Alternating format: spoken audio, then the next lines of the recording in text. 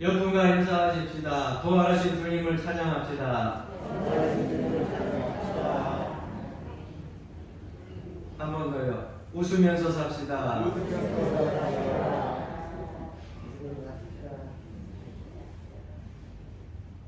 주님이 부활하신 이 아침에 아직도 잠이 들 계신 분들이 있는 것 같아요.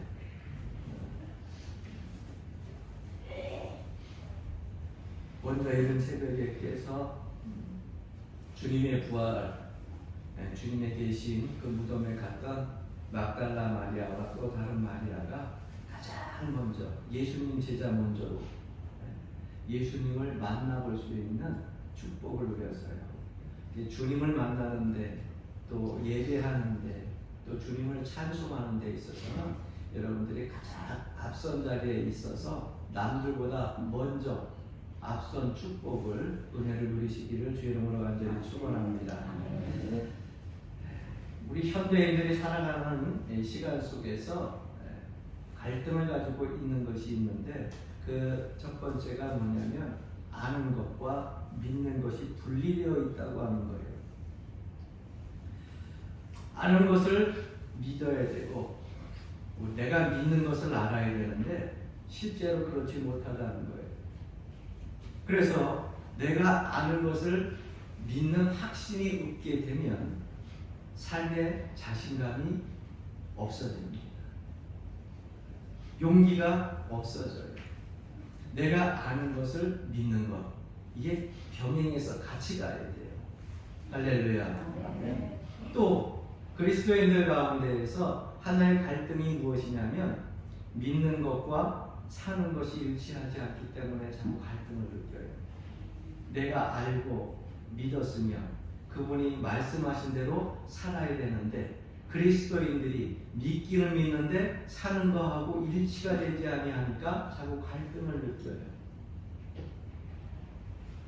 내가 믿었으면 나의 삶도 그렇게 믿음대로 가야 되는데 믿기는 믿는데 내 삶은 엉뚱한 대로 그 방향이 걸어가고 있다고 하는 것.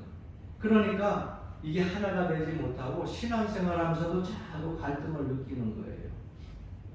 예수 그리스도를 알고 예수 그리스도를 믿었으면 주님의 말씀에 순종하여 여러분들 삶들 속에서 똑같이 그 병행하는 그런 영적 건강한 신앙생활이 이어지기를 주 이름으로 간절히 축원합니다.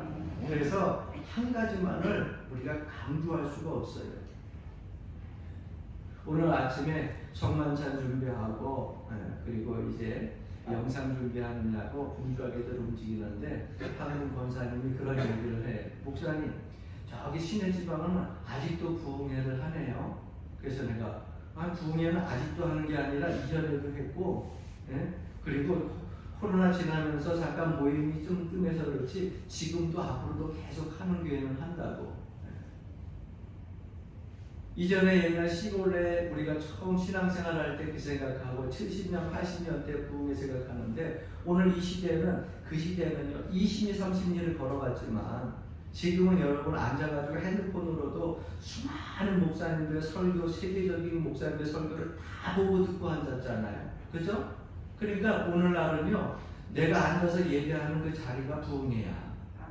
할렐루야. 쫓아다니지 않아도 하나님의 말씀 얼마나 홍수처럼 넘쳐 흘러요. 그러나 이렇게 홍수처럼 넘쳐 흘려도 내가 그 말씀 듣고 은혜 받지 못하면 소용이 없는 거고 부흥에 쫓아다녀도 소용이 없어요. 내가 순간순간 하나님 말씀 사모하고 그 자리를 부흥회라 생각하고 주의 말씀에 믿는 것과 더불어서 우리가 행동하는 것이 같이 가게 되면 그 장소가 하나님의 역사가 나타나는 장소가 될 줄로 믿습니다. 할렐루야. 그래서요 같이 강조를 해야 돼요. 구원만 계속 강조하면 안 되고요. 성령만 계속 강조하면 안 돼요. 다 중요해. 구원도 우리 삶에 있어서 모든 인류에 있어서 중요한 것이에요. 그리고 구원받은 성도가 성령 받는 것도 아주 중요해요. 성령 받아야 변화된 삶이 나타나니까. 그래서 어떤 사람들은 구원이 중요하다, 성령이 중요하다 그러면서 한 가지만 강조하다 보면 거기에 이단이 생기는 거예요. 그래서 생긴 게 구원파예요. 그럼 성령파는요? 성령파는 본인이 받았는지 안 받았는지도 모르면서 그저 막 감정적으로 찬송하고 그냥 막 혼자서 막 그냥 그 감정에 북받쳐가지고서 내 감정이 어찌 일할 수 없는 그런 기도만 쫓아다니는 성령파 위험해. 같이 병행해야 돼, 같이. 그래서 구원도 중요하고 성령도 중요하기 때문에 우리가 아는 것을 믿고 그 믿는 그 마음에 그 중심의 말씀을 가지고 삶에 적용하는 것도 역시 중요하다고 하는 거예요. 그래서 오늘 이 부활절 아침 부활하신 예수님을 믿고 따르는 그리스도인에게 살아가는데 몇 가지 중요한 교훈을 이 본문을 통해서 함께 나누면서 은혜를 받고자 합니다. 먼저 꾸준하게 한 길을 쉬지 말고 달려가야 됩니다. 오늘 12절 말씀 보니까 그러므로 피곤한 손과 연약한 무릎을 일으켜 세우고 이렇게 말씀하고 있어요. 여러분 운동선수가 달리다가 피곤하면은 가장 먼저 그 운동선수에게 나타나는 것이 무엇인 줄 아세요? 저는 운동을 좋아하다 보니까 이 모습들이 나타나요. 테니스를 치다가 테니스 치는 것이 숨이 차고 힘들기 시작하면 자세가 흐트러져요. 마라톤 하는 선수들도 손과 발이 똑같이 호흡을 하면서 균형 있게 움직여 가다가 어느 정도 달리다가 힘에 지치고 숨이 가빠지기 시작하면 자세가 흐트러져요. 모든 운동은요, 기본 자세가 중요합니다. 아무것도 아닌 것 같아도 그 기본 자세를 가지고 끝까지 유지를 할 때에 더 좋은 성적들을 낼 수가 있어요. 그래서 운동선수들이 피곤하고 힘들면은요, 손을 열심히 들고 뛰다가 천천히 처지기 시작해요. 어깨도 아파오고, 다리도 아파오고, 똑바로 뛰던 그 다리가 흐느적거리기 시작하고, 그러다 보면은요, 점점점 그 운동 기록이 떨어지기 시작을 하는 겁니다. 나중에 체력이 다 바닥이 나게 되면 중간에 게임을 포기해야 될지도 몰라요. 우리의 영적 신앙생활도 마찬가지입니다. 우리가 영적 신앙생활을 할 때에 꾸준하게 한 길을 쉬지 않고 우리가 달려가야 되는데, 여러분 신앙생활 하다가 피곤하고 지치고 침체가 오게 되면 어떻게 돼요? 자세가 흐트러지죠. 생각이 흐트러지고 마음이 흐트러지고. 우리의 신앙생활이 오늘보다 내일이 나아야 되고 과거보다 올해가 더 좋아야 되고 올해보다 미래가 더 좋아야 되는 것 아니에요. 왜? 우리는 계속해서 그리스도를 바라보면서 성화되어져 가는 삶을 살아가고 있기 때문에 계속 나아져야 돼요. 할렐루야. 정말 아멘이에요? 네? 그럼 여러분 오늘보다 내일 나아져야 되고, 그 다음에 이번 주보다 다음 주가 더 나아져야 되고, 올해보다 내년이 더 나아져야 되면은 주의 일에 힘써야 돼요? 아니면 게을러야 돼요? 알기는 요즘은 이렇게 똑같이 잘하는데, 근데 가면서 점점점 그 자세가 흐트러지는 그런 신앙인들을 볼 때마다 위험하다. 그런 생각이 종종 듭니다. 여러분, 우리가 하나님 앞에 신앙생활할 때 우리 신앙생활이 자라날 수 있는 방법이 뭐라고 생각하세요? 저는요, 꾸준하게 변함없이 주님 바라보면서 그 한계를 목표를 정하고 계속 힘들더라도 한 걸음 걸어가는 그 믿음의 발걸음이라고 생각을 해요. 성경에도 보게 되면 수많은 신앙의 성도들이 그렇게 걸어갔어요. 요 며칠 전에 산불도 많이 났는데 비가 내렸죠. 비가 내렸는데 제가 비가 내리는 것을 보면서 자연재해는 역시 자연으로 하나님께서 도와주셔야 돼요. 뭐 소방대원 뭐 헬기 띄우고 난리를 쳐도요, 비 한 이틀 오니까는 30군데 불났던 게 싹 잡혔잖아.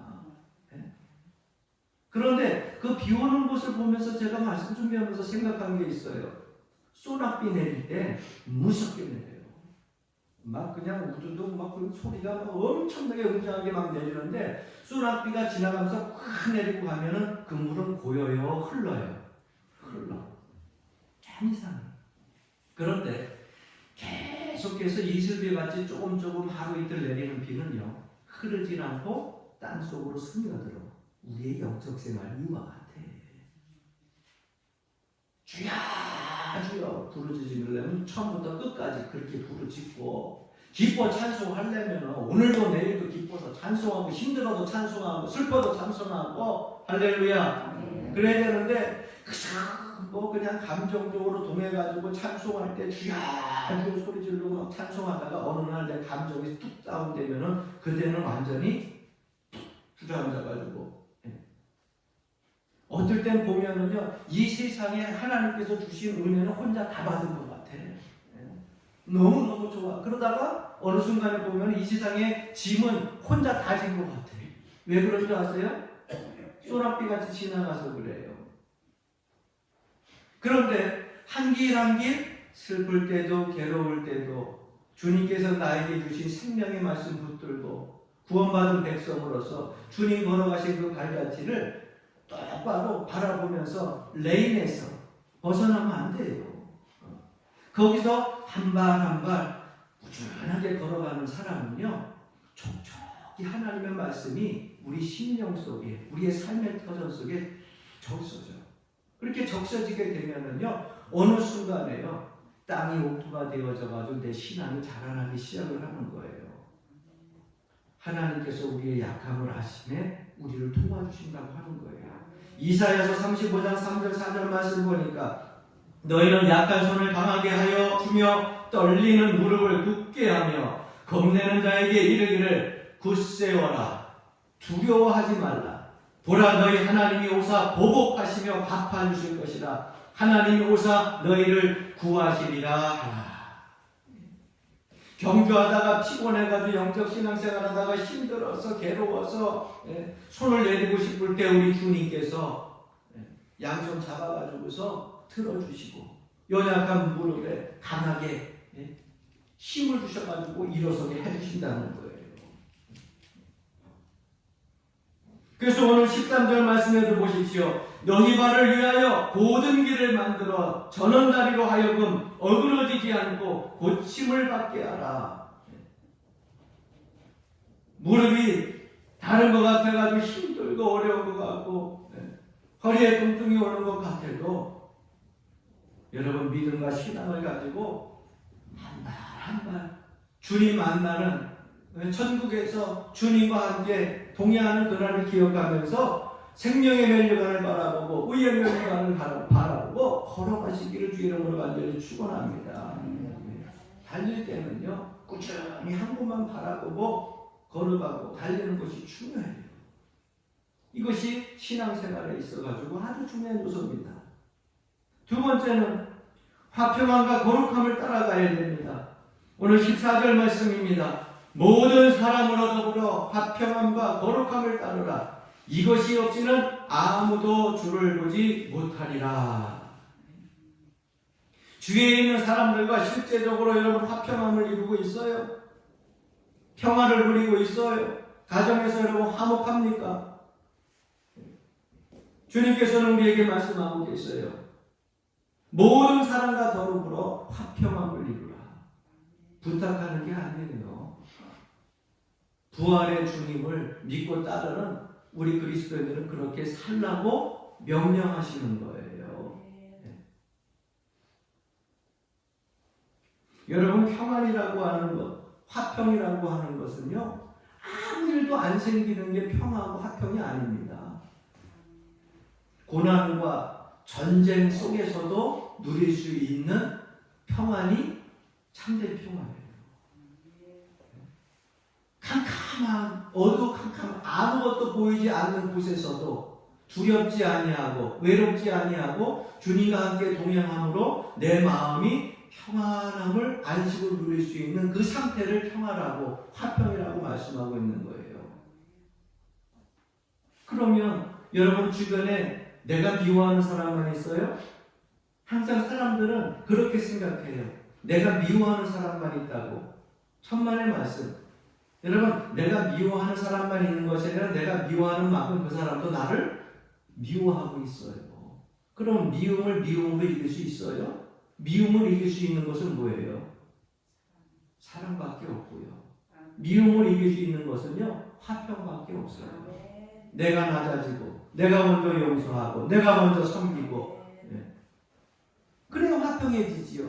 내 자존심 세우고 화평 이루어지는 거 봐요. 국제적인 사회에서 정치할 때도 보세요. 우리나라 정치도 보세요. 서로 이웃 간의 관계도 보세요. 여러분, 미움이 화평으로 바뀔 수 있는 방법은 딱 한 가지예요. 내가 미워하는 거 계속 서로 미워하면 절대 해결이 안 됩니다. 그래서 성경이 말씀하고 있어요. 모든 사람과 더불어 어떻게 하라고요? 화평함을 이루라. 그래야 주님이 기뻐하세요. 또 한 가지는 뭡니까? 거룩함을 따라가야 됩니다.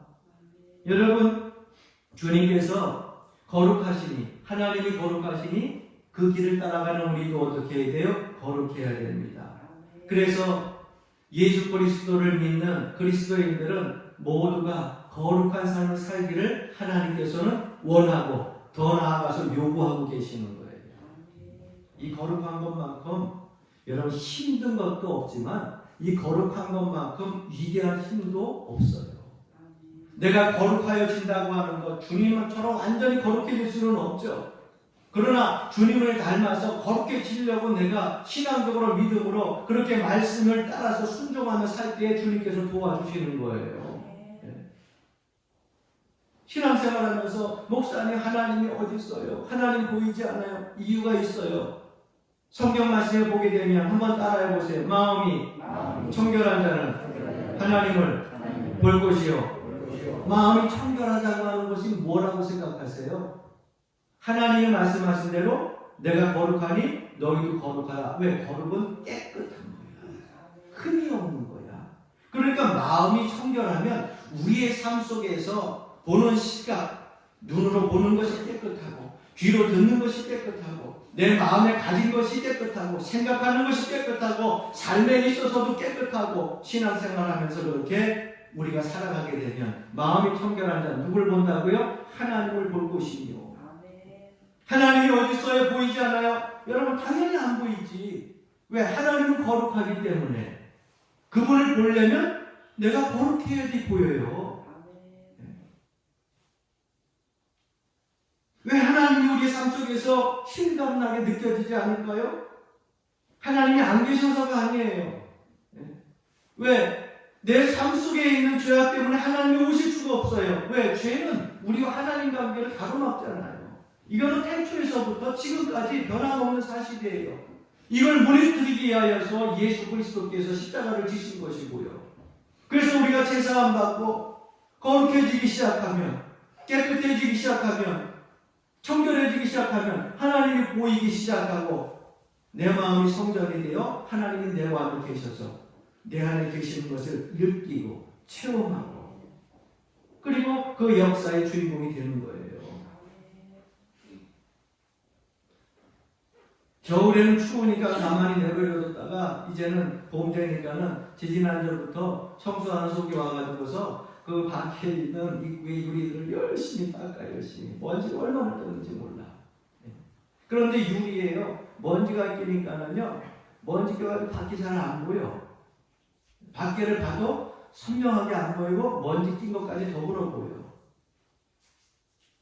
그런데 여러분 유리창이 있을 때 유리창 밖으로 깨끗하게 잘 보이려면 어떻게 해야 돼요? 깨끗이 닦아야죠.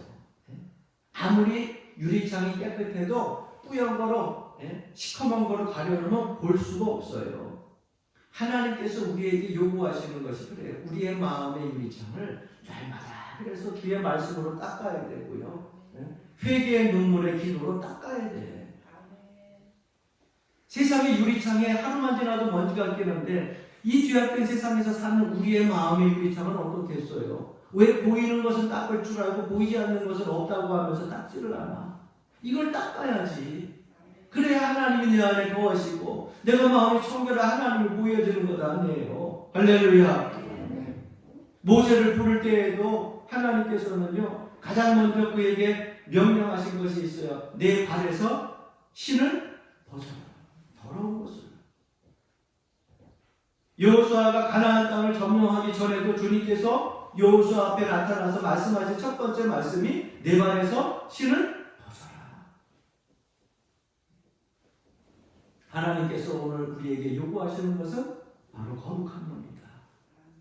내 발에서 더러운 죄악된 것을 다 벗어버리게 되면 보이지 않는 하나님이 나의 삶 속에서 보여지고 느껴지기 시작하는 겁니다. 할렐루야. 이것이 부활하신 주님을 따라가는 신앙인의 모습이에요. 세 번째로는 두려워하며 조심하고 경계하라고 하십니다. 15절 16절 말씀입니다.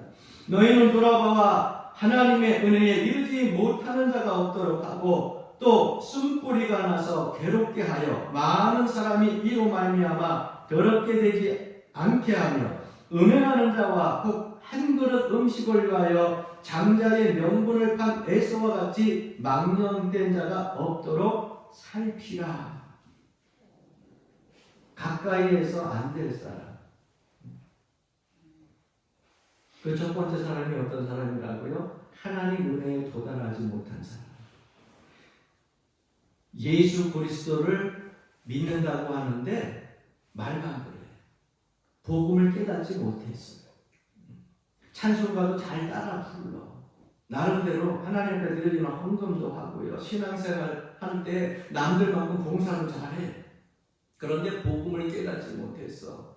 예수 그리스도를 만나지 못했고 성령의 은혜를 체험하지 못했고 하나님의 놀라우신 그 사랑의 은혜를 체험하지 못했고 이런 하나님의 은혜에 도달하지 못한 사람들 그러한 사람들을 살피고 경계하고 조심하라. 10년, 20년 다녔는데 목사님 당연히 저절로 생기죠. 천만에. 여러분 모태신앙이라고 할지라도요. 개인적으로 하나님 은혜 가운데에 체험 없이 만나지 못하면은요. 목사님 자녀도 소용없어. 장로님 자녀들 소용없어요. 하나님은요. 부모님 만나서 자녀에게 저절로 만나주는 게 아니라 개인적인 만남, 한 인격체대 인격체적으로 만나서 살아계신 하나님, 그 하나님을 만나야 은혜를 체험해야 구원의 확신도 생기고요. 그리고 그리스도인으로서의 바른 생각과 지성을 가지고 살아갈 수 있게 되는 거예요. 그러니까 하나님 은혜에 도달하지 못한 사람들 말로만 그냥 나는 기도하고 찬송하고 성령 충만하고 뻥치지만 다 알아. 혼자만 모르는 거 다 알아. 왜? 신앙생활 하면서 그 삶의 열매가 나타나거든요. 그래요, 안 그래요? 응? 뜨끔뜨끔해? 네, 그렇지? 네, 그렇다고요. 그리고 쓴뿌리를 가진 사람을 경계하라 하는데 쓴뿌리를 가진 사람이 어떤 사람이에요? 우상 숭배하는 사람들이에요. 우리나라는 우상 숭배가요. 아주 깊숙이 뿌리 내리고 있어요. 무속신앙, 무당신앙, 불교 그것뿐만 아니라 서양의 우상까지도 다 들고 와서 가지고 있는 것이 우리나라예요. 그래서요 외국에 여행만 갔다 오면 우리나라 사람들은 왜 이렇게 외국에 있는 우상단지들을 다 갖고 와? 조그맣고 큰 거고 다 갖고 와가지고 집에다 갖다 놓고 수호신처럼 모셔. 옛날에 야곱의 삼촌 나반이 가정에 수호신 모셨던 것처럼 집안에 가가지고서 보면 쫙 모셔놓고 그래도 그게 혹시라도 복을 갖다 줄까봐 많이 좋아져서 하나님 은혜 가운데 우리나라 복 받은 줄로 생각하고 감사하세요. 제가 어렸을 적에 초등학교 갔다 오면 권사님네 집사님네 집에 가면은 그런 북어 대가리 하고 복절이는 맨날 부엌에다가 달아놓는지 모르겠어요. 요즘에 그게 안 보이대. 옛날에는 이런 큰 전기로 가마솥 같은 데 있으면은 부엌에 거기 들어가면 꼭 달려있잖아요. 그전에 저건 언제 쓰나 그러는데 1년 365일 달려있어. 그게 복 갖다 줘요? 우상 숭배하는 사람 경계해야 됩니다. 그래서 우상 숭배하는 여러분 가정에 그러한 우상이 있다고 하면은 요거는 버리고 요거는 조금 예쁘니까 냅두지 말고 뿌리채 뽑아버려요. 할렐루야. 네. 뿌리를 안 pu고 가지만 자르면 자른 가지에서 가지가 나중에 그때는 멀쩡하다 또 나와. 그러니까 뿌리채 뽑아버려야 돼. 그 다음에 음행하는 자를 조심하라 그랬어요. 왜? 음행은요 화목한 가정을 깨요. 화평 화평한 이웃 간의 관계를 무너뜨리고요. 하나님이 가장 싫어하시는 거룩함을 무너뜨리는 사단이 가장 좋아하는 무기야. 그래서 음행을 우리가 조심해야 돼요. 음행하는 자를 조심해야 돼요. 세상 사람들 만나면은 아주 은큼하고 앙큼한 얘기를 자꾸 하지. 그런 걸 옆에서 듣고 있으면은 괜히 호감이 있으니까 좋으니까 자꾸 듣고 그러는데 여러분 아예 귓전으로 듣지도 말고 멀리. 목사님 원수까지 사랑하라고 그랬는데 그러면 그렇게 그 사람을 구원하든지 그 사람을 끊어버리든지 둘 중에 하나예요. 그래야 음행하는 자를 조심해야 돼요. 고린도전서 5장 1절부터 2절 말씀입니다. 너희 중에 심지어 음행이 있다 함을 들으니 그런 음행은 이방 중에라도 없는 것이라. 누가 그 아버지의 아내를 취하였다 하는도다. 그리하고도 너희가 오히려 교만하여져서 어찌하여 통한이 여기지 아니하고 그 일 행한 자를 너희 중에서 쫓아내지 아니하느냐. 사도 바울이 고린도 교회에 음행이 있는 사람들에게는 아주 단호하게 그렇게 편지하고 있어요. 교회는요, 원칙을 지켜야 돼. 원칙이 무너지면 안 돼요. 또 조심해야 할 사람이 있는데 16절 말씀입니다. 혹 한 그릇 음식을 위하여 장자의 명분을 판 에서와 같이 망령된 자가 없도록 살피라. 축복을 축복으로 여기지 못하고 받은 바 은혜를 감사함으로 여기지 못하고 명분을 소중히 지키지 못하는 것, 그러한 사람이 망령된 사람이에요. 일시적인 쾌락을 위해서 사는 사람들, 잠깐의 순이익을 위하여서 사는 사람들, 그러니까 이해 타산이 빠른 사람들이 세상적으로 지혜롭다고 하지만은요, 그 타산이 빠른 사람들이 대부분 보게 되면은요, 나눠주기보다는요, 자기 거 챙기는 사람들이 많아요. 배가 고프니까 누구를 이야기하는 거예요? 에서를 얘기하잖아요. 팥주가 그러세요. 장자의 그 축복이 얼마나 귀한 건데, 그건 내가 돈 주고 살 수 없는 거예요. 태어날 때부터 하나님께서 선택하여 주신 건데 그 명분을 사냥 갔다 와서 배고프다고 야곱이 이 한 그릇 장자는 건 그럼 나한테 형이라 불러. 배고프다고 홀딱 깔았잖아요. 그 장자의 축복이 누구한테 갔어요? 결국은 그 영적인 축복이 야곱에게로 갔잖아요. 비록 고생을 많이 했지만. 그러니까 축복을 축복으로 여기지 못하는 사람들, 이런 망령된 사람들을 조심하라고 살피라고 말하고 있어요. 하나님 은혜 가운데 사는 사람들이요, 자꾸 쾌락적인 거, 일시적인 이익 가지고서 따라다니는 사람 조심하세요. 조심하세요. 오늘 한 끼 안 먹는다고 내일 굶어 죽어요? 안 죽어. 하루 3끼 안 먹는다고 여러분 굶어 죽어? 명분, 축복을 귀히 여기는 사람, 그러한 사람들이 바로 믿음의 사람이라고 하는 겁니다. 마지막 네 번째로 예수님과 함께 달려가시기를 바랍니다. 죄의 악에서, 사망에서 어두움의 권세를 이기시고 부활하신 예수 그리스도를 바라보면서 주님과 동행하며 함께 달려가시기를 바랍니다. 우리 신앙생활은요, 값싸게 얻어진 것이 아니에요. 우리의 구원은요, 값싸게 얻어진 게 아니에요.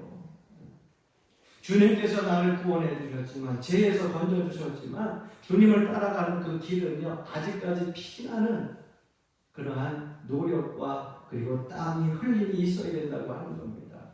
은혜는 공짜로 주셨지만 그 구원은 값비싼 대가를 치르고 우리에게 주신 거거든요. 생명을 주신 거예요. 생명을 주신 거. 그래서 주님을 따라가는 그리스도인들, 부활하신 주님을 바라보면서 따라가는 그리스도인들 제자들은요, 눈물과 고통 속으로 살아가야 될 때도 있다고 하는 것을 기억해야 돼요. 예수 믿는 사람들은 무조건 축복받는다. 성경에 보게 되면은요, 복받은 사람만 불비하게 있는 게 아니에요. 그 복받은 사람들을 가만히 보세요. 복받기 전에 어마어마한 엄청난 고난을 신앙과 믿음으로 이겨낸 사람들이지. 그런데 우리는 그 과정을 다 버리고 마지막에 복받은 사람을 생각해요. 다윗과 같은 사람이 되게 하옵소서. 아브라함과 같은 사람이 되게 하옵소서. 여러분, 아브라함은요 자기 자식까지 모리아 땅에 가가지고서 번제로 드리려고 했던 사람이에요. 다윗은요 일평생 동안 자기 편한 집에서 가족과 잠자지 못하고 동굴에서 짐승과 지내면서 평생 쫓겨다녔던 사람이에요. 그건 모르고 나중에 축복받는 것만 생각하고 다윗과 같은 사람 되게 하옵소서. 그 고난 여러분 감당할 수 있어요? 아브라함이 산 그 과정을 여러분 감당할 수 있어요? 하나님께서 주신 축복은요 고난과 더불어서 오고요, 우리에게 축복의 약속은 분명히 하셨지만 그 축복을 누릴 때 우리는 피나는 정말 아픔과 애통을 가지고서 고난을 겪어야 될 때도 있다는 거예요. 그걸 이겨야 돼. 그걸 견뎌내야 돼. 할렐루야. 그래서 신앙생활은요 눈물 속에서 다듬어지는 진주와 같은 거예요. 그래서 부활하신 주님, 사망 권세를 이기신 그 주님, 그분만을 바라보는 거예요. 그래서 여러분 우리 기독교에서 이 부활주일은요 성탄절보다도 귀해. 매추감사절, 추수감사절, 절기절기 얘기를 하는데 제일 핵심적인 것이 뭐냐? 기독교에 있어서 부활주일이 없으면 기독교는 생명 없는 종교야. 이 주님께서 부활하신 부활주일이 있기에, 부활절이 있기에 생명의 종교인 것입니다. 예수 그리스도를 바라보고 따라가는 그 길이 축복의 길이지만 힘들고 어려울 수도 있어요. 그러나 꾸준하게 여러분 한 길 목표를 가지고 믿음을 가지고 시작했으면 때로는 혼자 있을 때 같은 그런 느낌도 받을 때가 있어요. 그럴 때라도 여러분 계속해서 좌로나 우로나 힐끗힐끗 여러분 세상 바라보지 말고 부활하신 주님 바라보고 걸어가신 그 길 바라보고 영광의 생명의 멸관 바라보면서 끊임없이 꾸준히 걸어가시기를 바랍니다. 우리를 절대 홀로 내버려 두시지 않으셔요. 마태복음 28장 20절 보면 내가 세상 끝날까지 너희와 항상 함께 있으리라. 할렐루야. 부활하신 주님은 이제 우리를 떠나지 않고 우리가 이 세상에서 주신 소명, 사명 다 마치고 주님 앞에 설 때까지 우리와 동행하실 것입니다. 이 진리와 함께 예수님과 함께 동행하면서 승리의 찬가를 저 천성에서 부를 때까지 여러분들에게 주어진 귀한 믿음의 길을 힘껏 달려나가시기를 주의 이름으로 간절히 축원합니다.